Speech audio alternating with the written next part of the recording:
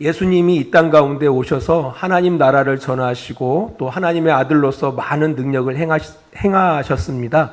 심지어 그의 옷깃만 만져도 치유가 일어나고 그를 보기만 해도 귀신이 쫓겨났습니다. 게다가 그의 가르치심은 다른 서기관들과 바리새인들과 같지 않고 권위가 있어서 많은 사람들이 그의 가르침을 듣기 위해서 찾아왔습니다.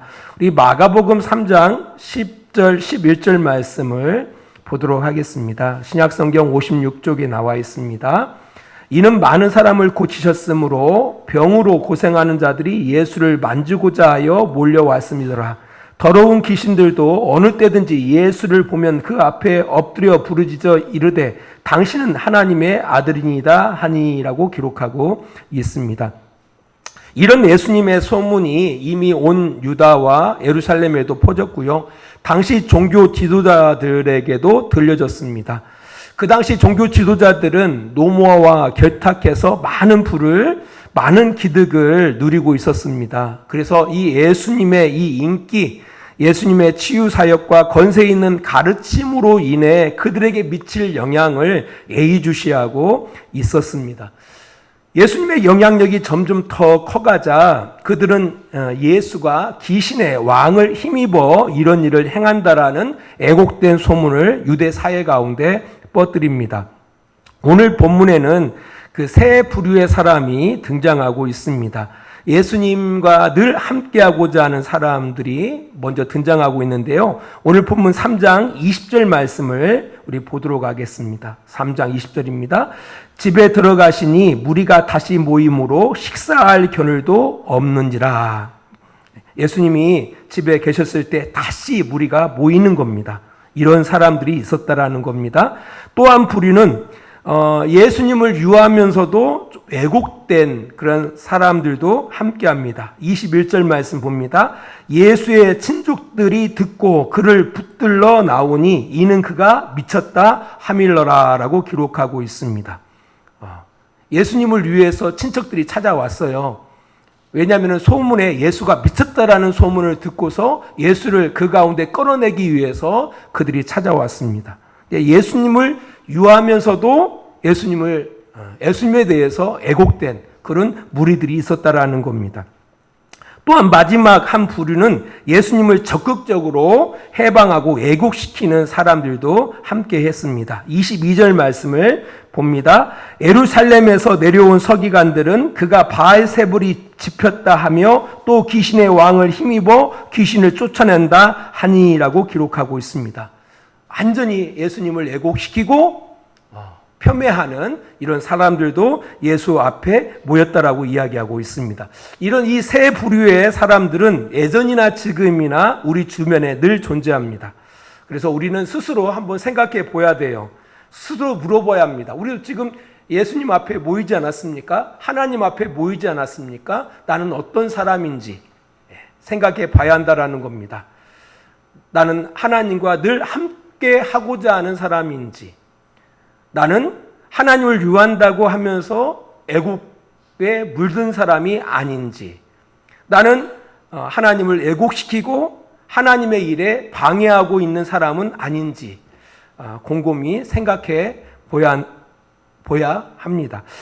특별히 오늘 본문에서는 그 예수님께서 그 세 번째 부류의 사람들에게 관심을 가지시고 그들을 부르시고 그들에게 비유로 말씀하십니다. 이 비유라는 말은 어려운 말이 아닙니다. 쉽게 이해하도록, 어떤 내용을 쉽게 이해하도록 쉬운 예를 들어서 내용을 설명하는 것을 말합니다.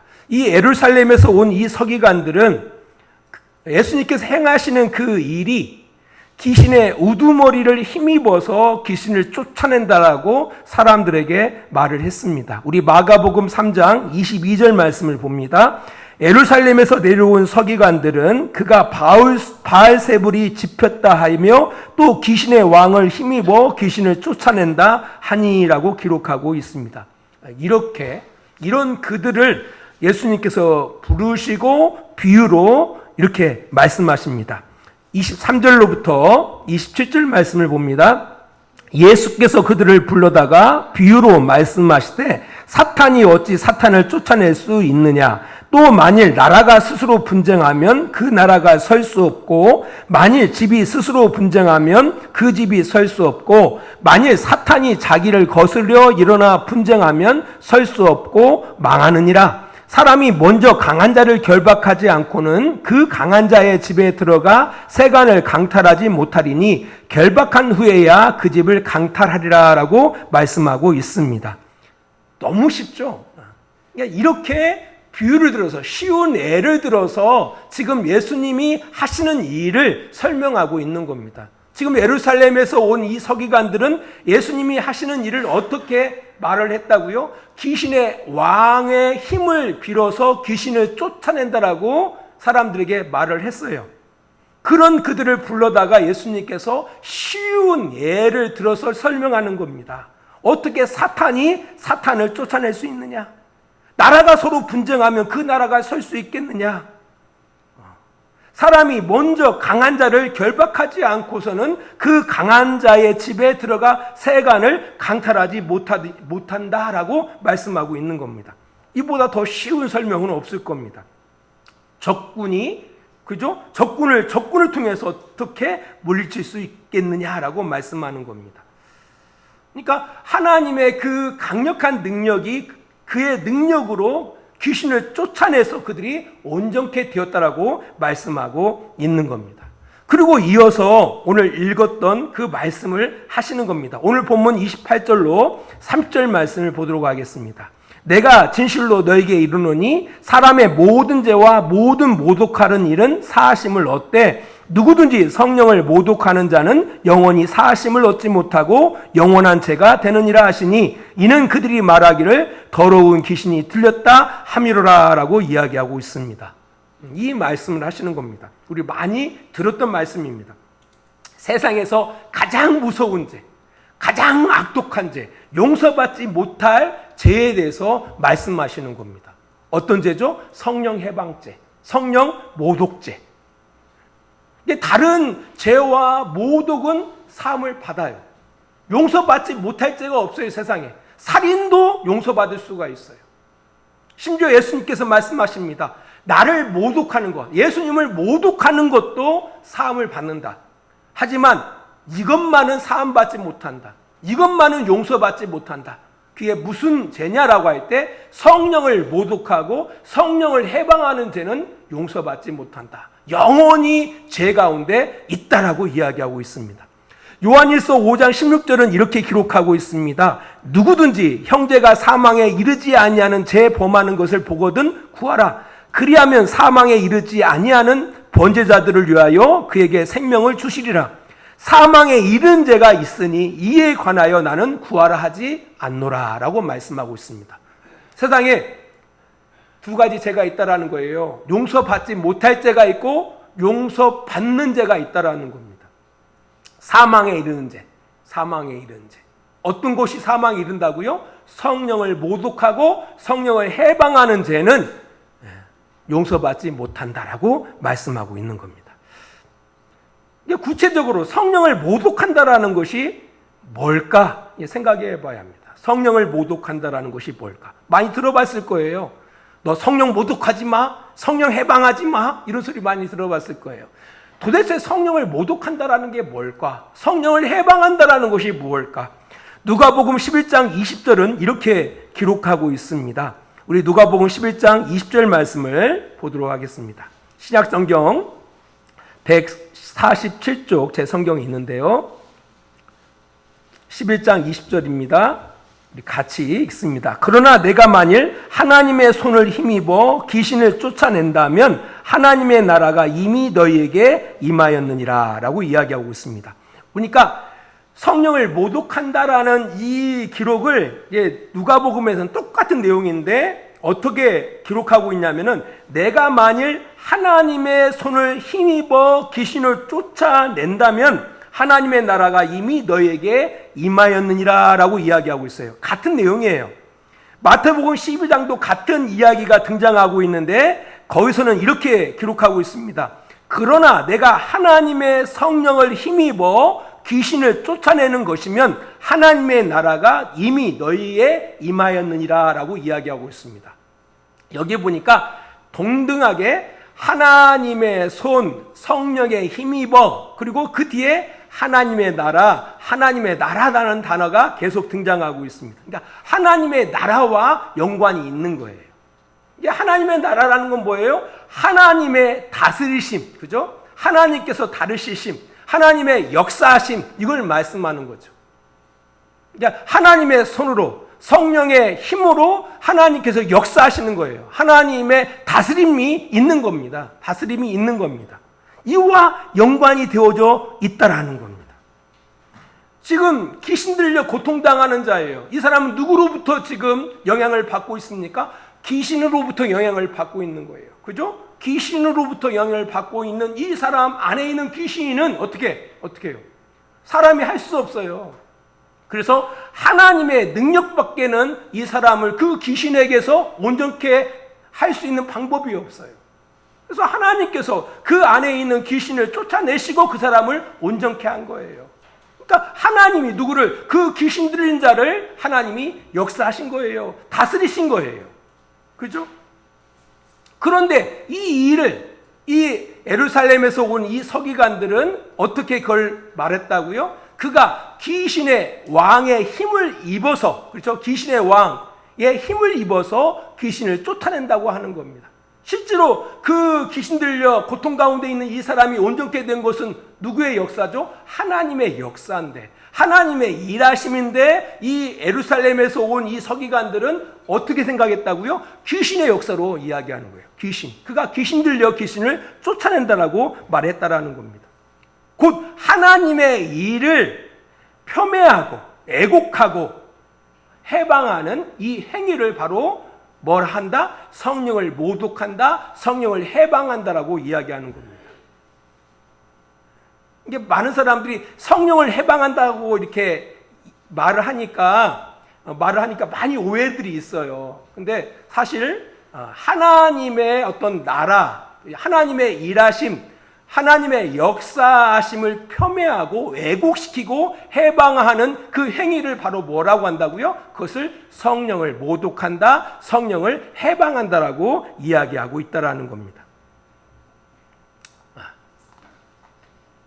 그렇구나. 성령을 모독한다라는 것, 성령을 해방한다라는 것은 바로 하나님의 일하심을 왜곡시키고 폄훼하고 방해하는 행위를, 그것을 성령을 모독한다, 성령을 해방한다라고 말하는 거구나. 그런 죄는 용서받지 못하는구나 라고 이렇게 깨달으시면은 이제 100점, 100점.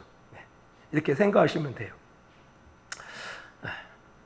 그러니까 결국 이 서기관들의 이런 행동들은 하나님의 그 일하심을 왜곡시키고 있잖아요. 하나님의 일하심을 폄훼하고 있잖아요. 뿐만 아니라 방해하고 있는 겁니다. 방해하고 있는 겁니다. 이 일로 인해서 지금 예수의 친척들도 왜 왔다고요? 예수가 미쳤다라는 소문을 들은 거예요. 그 소문을 누가 퍼뜨린 거야? 종교 지도자들이 퍼뜨린 거예요. 그 예루살렘에서 온 이 서기관들이 퍼뜨린 거예요. 멀쩡하게 생긴 이 사람들이, 그러니까 이 서기관들이니까요, 지금 신학교 교수 정도 생각하시면 되는 거예요. 신학교 교수님들이 교회 예배 시간에 와가지고 저 목사님 말씀 잘못 전하고 있어, 저 목사님 이상한 거 전하고 있어, 막 퍼뜨리는 거예요. 이게 멀쩡하게 생긴 사람이 이게 이상한 소문을 퍼뜨리니까 사람들이 헷갈리는 거예요. 헷갈리는 거예요. 이런 헷갈림 속에 누구도 예수에 대해서 누구보다도 잘 아는 그의 친척들도 그 소문에 애곡되어져서 예수님을 어떤 분으로 생각하고 있다고요? 예수님이 미쳤다. 예수님이 귀신 들었다. 그래서 그를 끌어내기 위해서 예수님께 찾아온 거예요.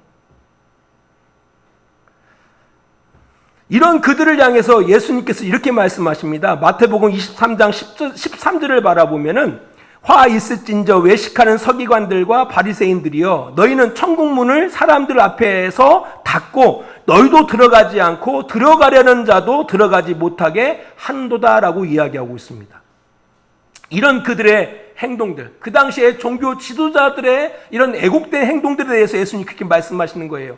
너희는 천국문을 사람들 앞에서 닫고 너희도 들어가지 못하게 하고 들어가려는 자도 들어가지 못하게 한다라고 이야기하고 있는 겁니다. 그것이 성령을 모독하는 행위고 성령을 해방하는 죄라고 이야기하고 있는 겁니다. 그런데 우리가 찬찬히 바라봐야 할 것은 이 서기관들은 지금 어떤 죄를 짓고 있는 거예요? 용서받지 못할 죄를 짓고 있는 거예요. 그죠? 용서받지 못할 죄를 짓고 있는 거예요. 성령 해방죄, 성령 모독죄를 짓고 있는 거예요. 그런데 예수님의 행동을 보면은 이해가 안 가요. 왜냐? 예수님은 그들을 따로 불러서 비유로 설명하십니다. 그죠? 네. 그렇게 말씀하셔요. 다시 한번 우리 마가복음 3장으로 가봅니다. 3장 23절 말씀 보세요. 보세요. 예수께서 그들을 불러다가, 그죠? 그들을 불렀어요. 따로 불렀어요. 불러다가 비유로 말씀하실 때 사탄이 어찌 사탄을 쫓아낼 수 있느냐. 잘 생각해 보셔야 돼요. 예수님의 집 앞에는 무리들, 엄청난 많은 무리들이 모였어요. 그 가운데는 예수가 미쳤다라는 소문을 듣고서 그를 끌어내기 위해서 온 그 친족들도 있었어요. 그 많은 무리들 가운데 특별히 예수님을 애곡하고 폄훼하고 해방하는 그 예루살렘에서 온 서기관들을 따로 그들을 부르시고 뭘 통해서 비유로 말씀하시는 거예요. 쉽게 설명해 주시는 거예요. 이해가 되지 않잖아요?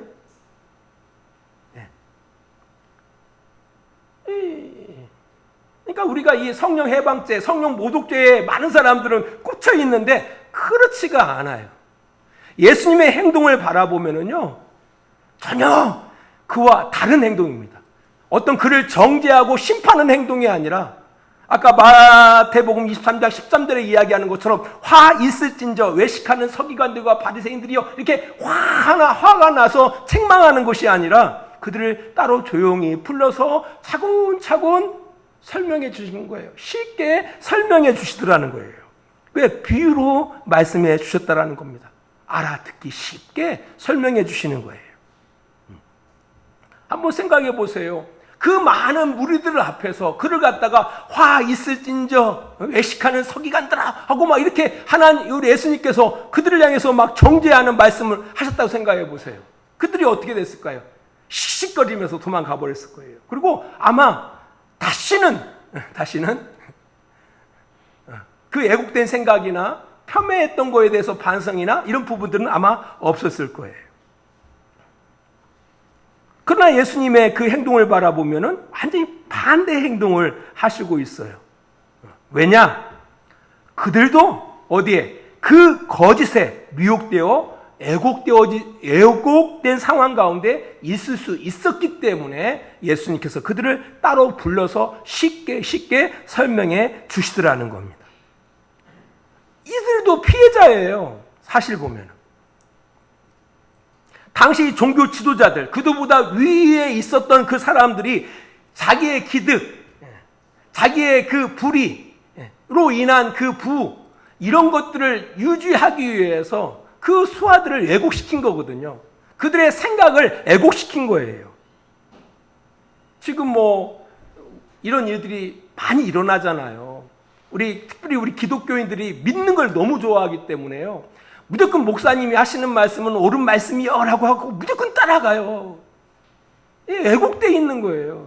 왜곡되어 있는 거예요. 똥오줌을 구별을 못하는 거죠. 이것이 옳은지 그른지에 대한 분별력이 없는 거예요.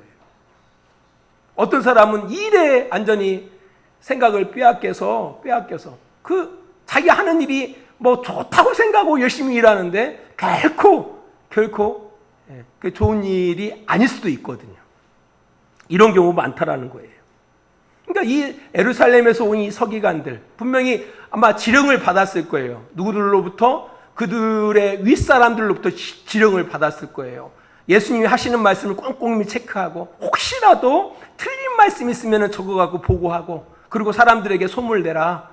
그가 귀신 들려가지고 그 일을 한다라는 소문을 내라. 이렇게.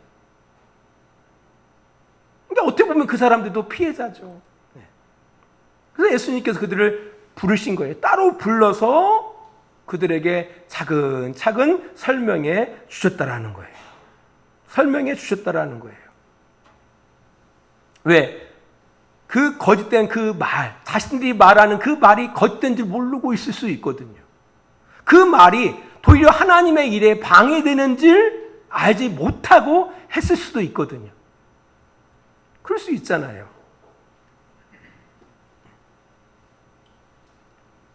안 그런가요, 여러분들은? 여러분이 하는 일이 다 하나님께 도움이 된다고 생각하십니까?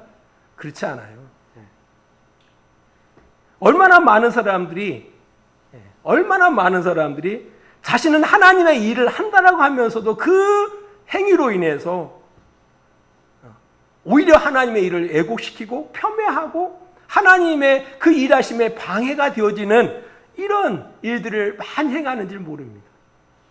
성도들은 이것이 참이라고 이야기하는데 실제로는 거짓을 증거할 때가 많이 있고요. 그렇지 않나요? 제 혼자의 말인가요? 전혀 그렇지는 않을 겁니다. 그래서 말씀드렸던 것처럼 예루살렘에서 온 이 서기관들, 예수님을 폄훼하고 해방하고 방해하는 이들, 오히려 이들이 피해자일 수 있다라는 겁니다. 세상에는 수없이 많은 사람들이 그렇게 살아가고 있는 줄 몰라요. 이 거짓에 그 생각이 왜곡돼서 거짓된 삶을 살아가는 사람들이 의외로 많이 있다라는 겁니다. 그것이 성령을 모독하고 성령을 해방하는 죄를 짓는 줄 알지 못하고 행하는 사람들이 많이 있다라는 겁니다. 그런 그들을 예수님께서 사랑하신 거예요. 사랑하시기 때문에 그들을 불러서 그 무리들이 알지 못하도록 그들을 불러서 그들에게 쉽게 차근차근 설명해 주시는 겁니다. 사실 그렇게 예수님은 그 일을 위해서 이 땅 가운데 오신 거예요. 디모데전서 2장 4절을 말씀합니다. 하나님은 모든 사람이 구원을 받으며 진리를 아는 데 이르기를 원한다라고 말씀하고 있어요. 예수님의 감정에 치우치지 아니하고 그들을 불러서 최선을 다해서 설명해 주시는 그 예수님의 그 마음을 우리가 놓쳐서는 안 된다라는 거예요. 그래서 오늘 본문 그 3장 30절을 바라보면 이런 이야기가 딱 등장해요. 이는 그들이 말하기를 더러운 귀신이 들렸다 함이로다. 그들의 삶을 그들을 불쌍히 여기셨기 때문에 그들도 피해자라고 생각할 수 있었기 때문에 예수님께서 그들에게 친절하게 조곤조곤 그를 말씀으로 잘 설명해 주셨다라는 겁니다. 예수님께서 십자가에 죽으실 때도 하신 말씀이 있죠. 뭐라고 말씀하십니까? 저희들이 하는 일을 알지 못하나이다. 이 단어 하나하나가 큰 울림이 있는 거예요. 그들이 알지 못하기 때문에 예수를 죽이는 거거든요. 이런 경우들이 우리의 주변 가운데 많이 일어난다라는 겁니다. 아니, 우리가 그런 일을 많이 행하고 있다라는 겁니다. 사실 하나님이 예수님을 이 땅 가운데 보내신 진짜 목적은 어디 있습니까? 심판에 있지 않습니다. 구원함에 있습니다. 요한복음 3장 17절에 이야기하는 것처럼 하나님이 그 아들을 세상에 보내신 것은 세상을 심판하려 하심이 아니요 저로 말미암아 세상이 구원을 받게 하려 하심이라라고 말씀하고 있는 겁니다.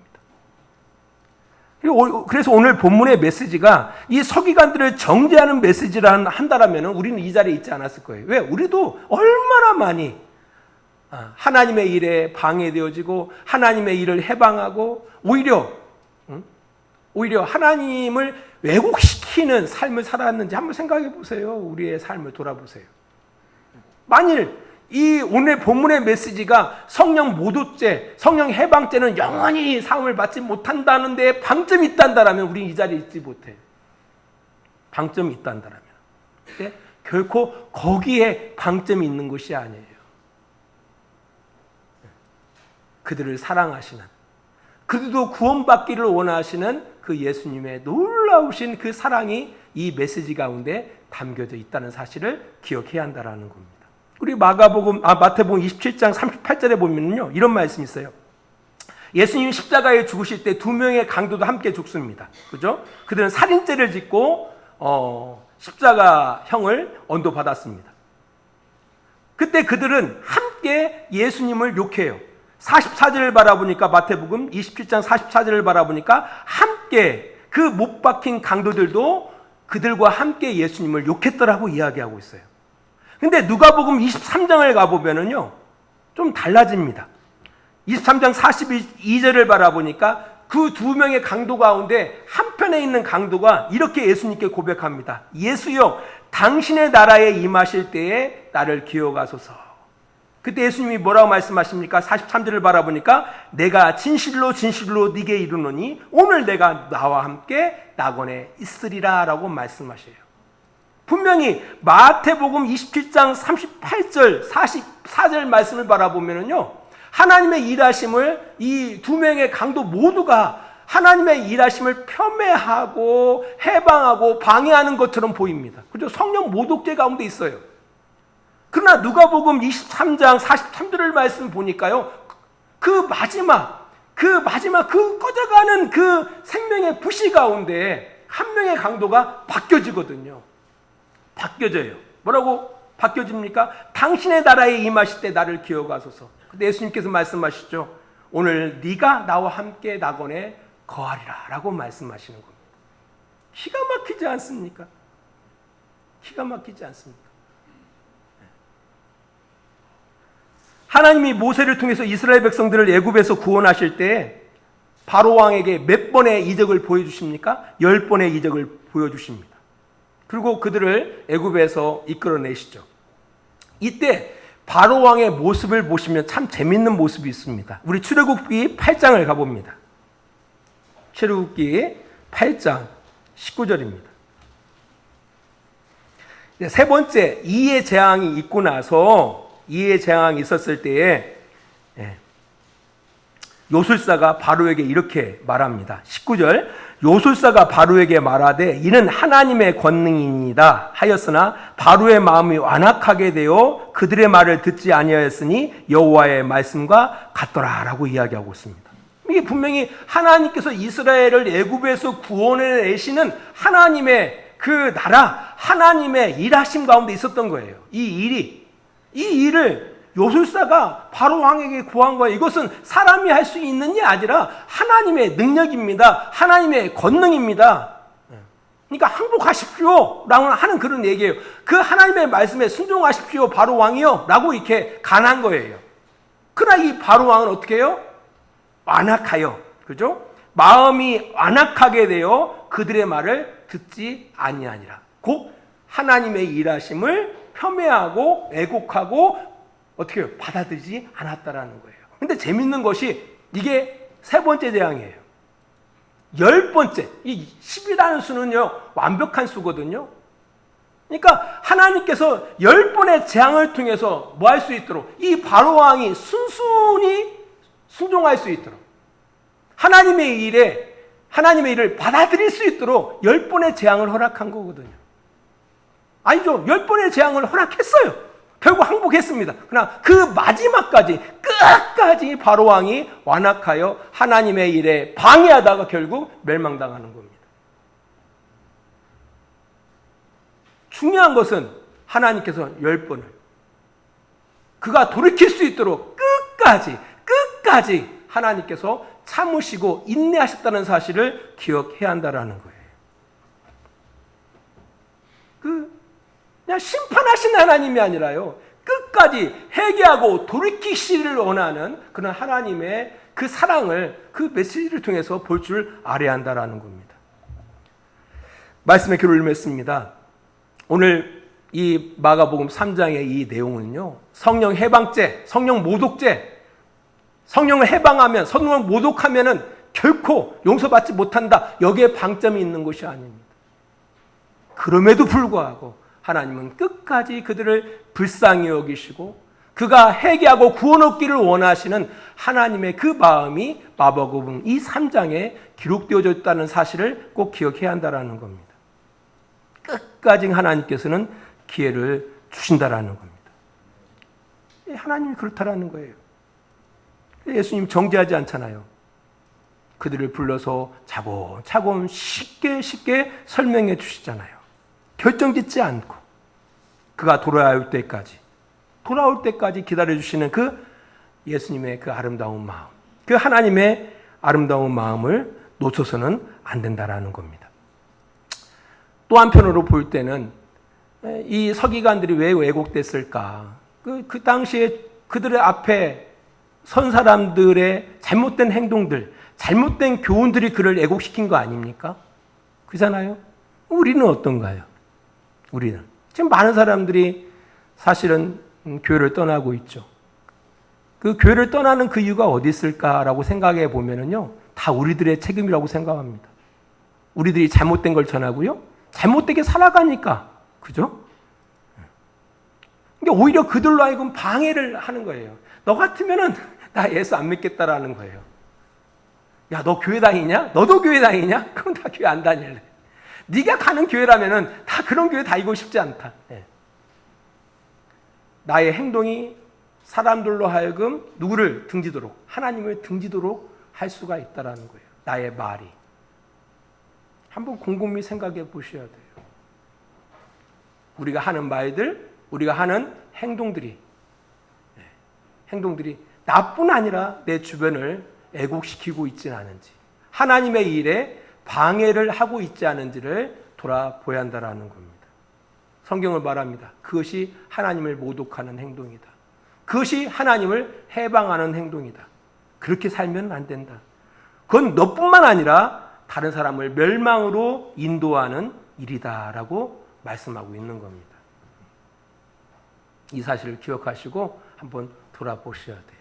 기도하겠습니다. 하나님 아버지, 감사합니다.